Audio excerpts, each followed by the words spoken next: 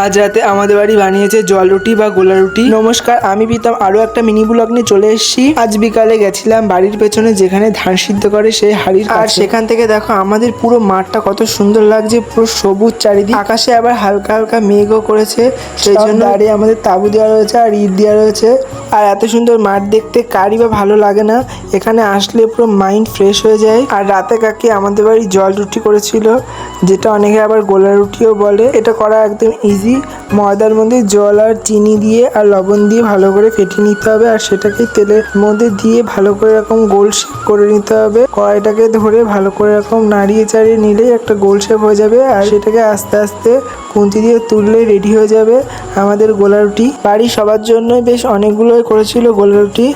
একদম রেডি আমাদের গোলা রুটি, এখন আমরা সবাই খাবো। তো আমার ভিডিওটা যাদের ভালো লেগেছে তারা অবশ্যই একটা লাইক করে দিও আর চ্যানেলটাকে সাবস্ক্রাইব করে দিও।